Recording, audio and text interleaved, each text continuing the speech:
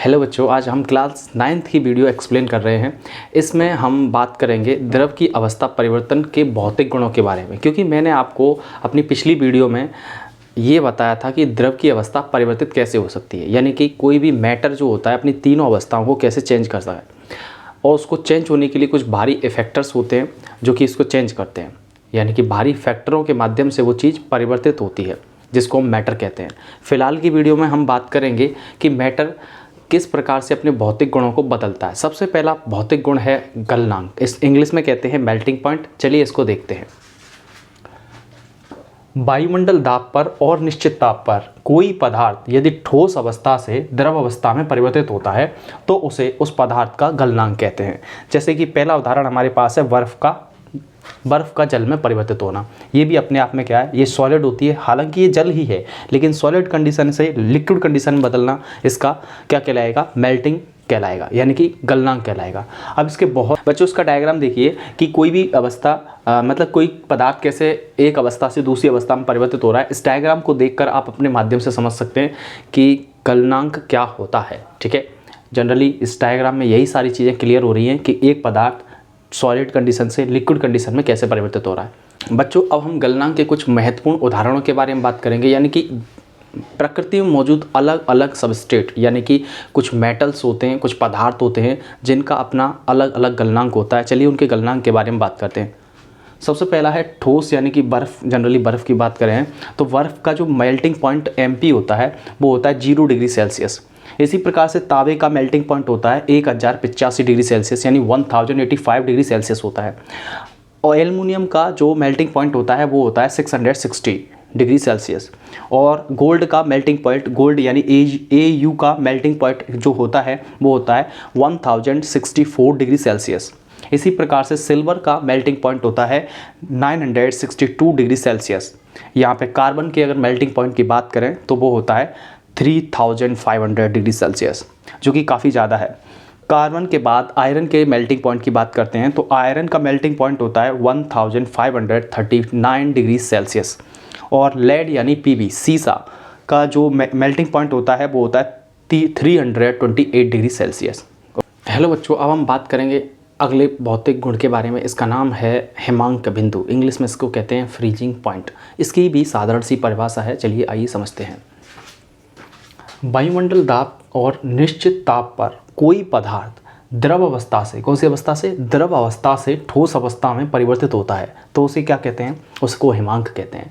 यानी कि फ्रीज हो जाना, किसी भी कोई ऐसा टेम्परेचर जिस पर कोई भी पदार्थ फ्रीज होना शुरू हो जाता है। फ्रीज मतलब जमना शुरू हो जाता है, मतलब यदि कोई पदार्थ जम रहा है तो वही उसका क्या है, एक प्रकार से हिमांक बिंदु है, यानी कि उसका वही फ्रीजिंग पॉइंट है। ठीक है, अब देखिए प्रकृति में मौजूद जितने भी पदार्थ हैं सभी का फ्रीजिंग पॉइंट और मेल्टिंग पॉइंट लगभग अलग ही रहता है।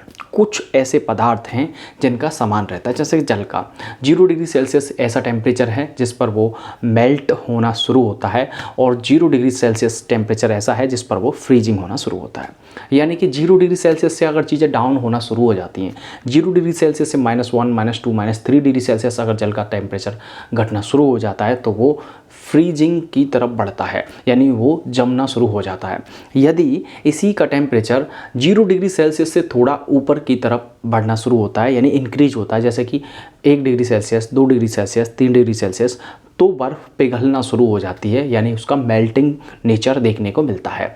लेकिन ऐसा नहीं कह सकते कि हर पदार्थ का यही होता है कि सेम रहेगा, सेम नहीं रहता, लगभग डिफरेंट ही मिलता है। जितने भी पदार्थ होते हैं सभी का फ्रीजिंग पॉइंट और मेल्टिंग पॉइंट अलग अलग रहता है। ठीक है, अब हम इस चित्र के माध्यम से देख सकते हैं कि मेल्टिंग पॉइंट और फ्रीजिंग पॉइंट कैसे नज़र आते हैं। ये देखिए, लगभग हम इस चित्र के माध्यम से ये देख सकते हैं कि ये होता है फ्रीजिंग पॉइंट। इस प्रकार से चीज़ें जम सकती हैं। ठीक है, ओके। अब हम देखिए परिभाषा में इतनी सरल भाषा में लिख रहा हूँ आपके लिए ताकि आपको याद करना बहुत आसान हो जाए। ठीक है, तो देखिए वायुमंडल दाब पर और निश्चित ताप पर, यही परिभाषा बार बार रिपीट हो रही है, इसलिए याद करने में बहुत आसानी हो जाएगी आपको।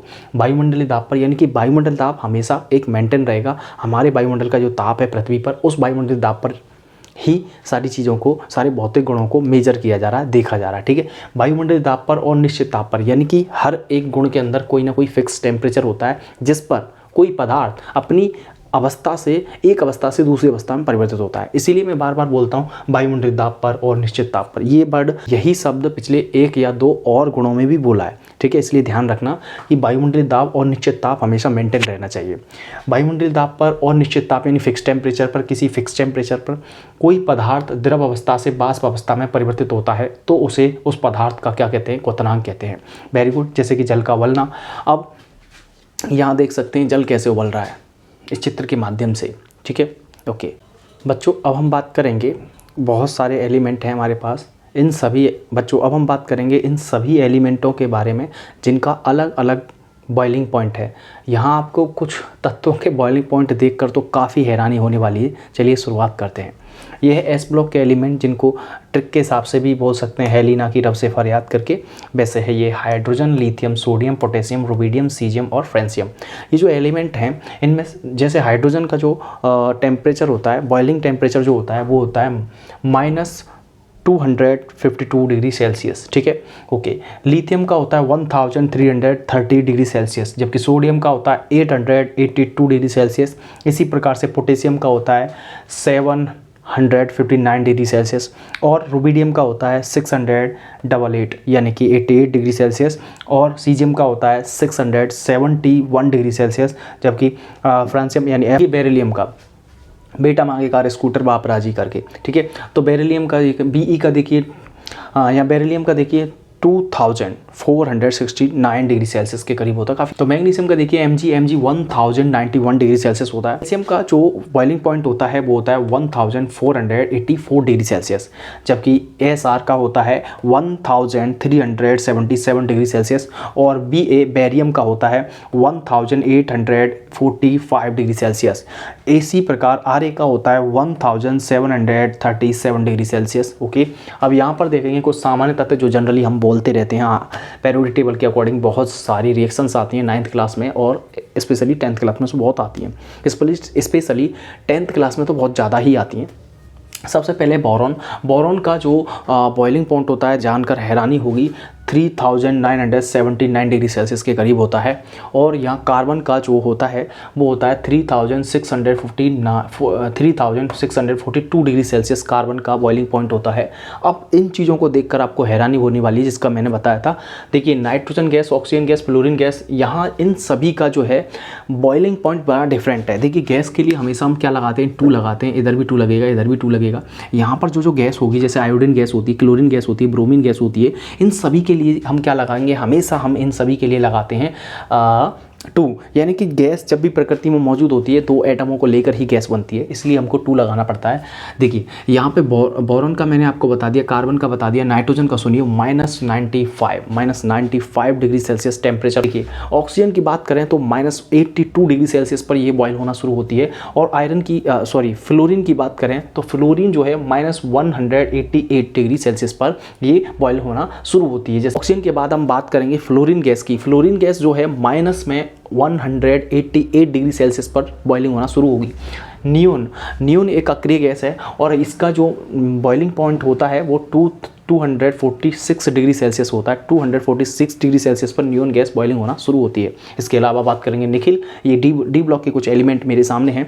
इसमें से निखिल सबसे पहले है। निखिल का जो है 2730 डिग्री सेल्सियस होता है बॉइलिंग पॉइंट। कॉपर का होता है 2562 डिग्री सेल्सियस होता है। इसी प्रकार आयरन की बात करें जो कि काफ़ी ज़्यादा पॉपुलर है, इसका होता है 2861 डिग्री सेल्सियस होता है आयरन का होता है 907 degree Celsius. 907 degree Celsius zinc का होता है। मैग्नीज का जो बॉइलिंग पॉइंट होता है वो होता है 2061 डिग्री सेल्सियस।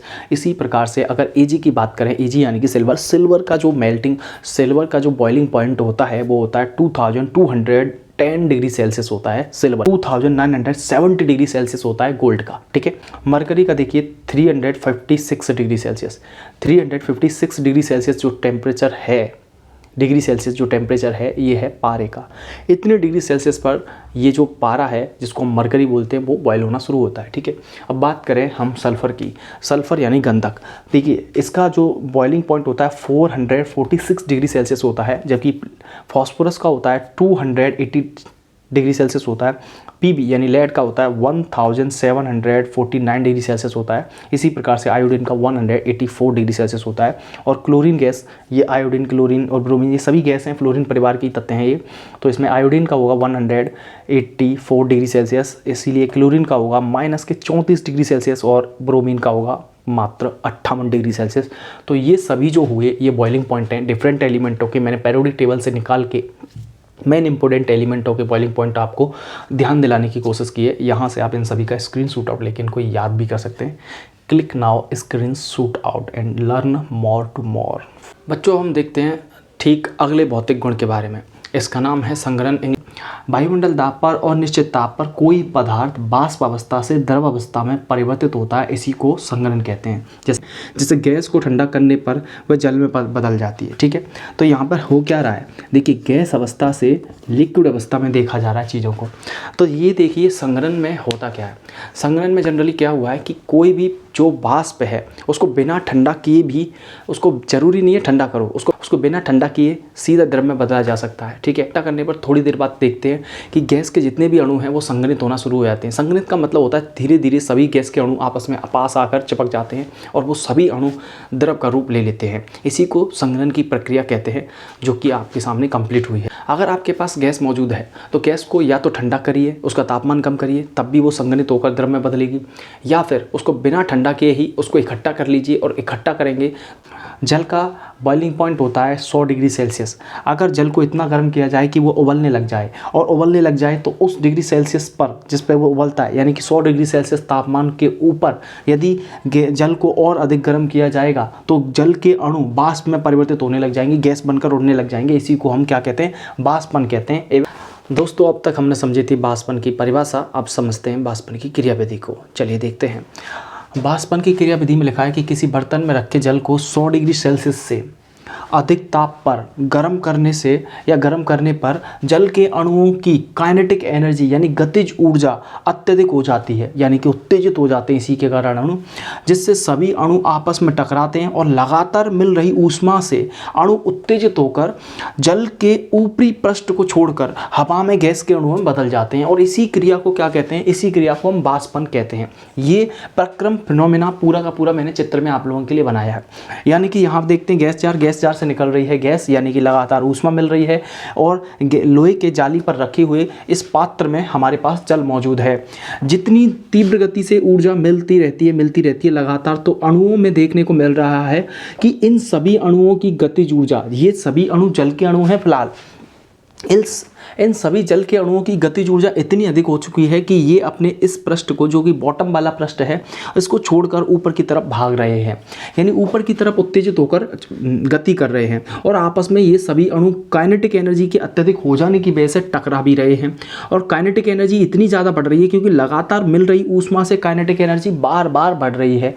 सभी जल के अणुओं की काइनेटिक एनर्जी बार बार बढ़ने की वजह से ये एक समय ऐसा आता है कि अपने पृष्ठ को, ये जल का ऊपरी पृष्ठ है, इसको छोड़कर हवा में उत्तेजित हो जाते हैं, हवा में मुक्त हो जाते हैं। हवा में मुक्त होकर गैस के अणुओं में सीधे बदल जाते हैं, लेकिन हवा में मुक्त होने से पहले ये सीधे यहाँ से ही गैस के अणुओं में बदल जाते हैं, यानी कि जल में मौजूद स्थिति को छोड़ते हैं जैसे ही वो गैस में बदल जाते हैं, क्योंकि उनकी काइनेटिक एनर्जी इतनी ज़्यादा हो जाती है कि उनको द्रव में रहना पॉसिबल ही नहीं हो पाता। लगातार काइनेटिक एनर्जी अत्यधिक मिलने की वजह से उनका वाष्पन हो रहा होता है। अत्यधिक काइनेटिक एनर्जी इस बात की तरफ इशारा करती है कि इंटरमॉलिक्यूलर फोर्स को खत्म कर दिया जाए।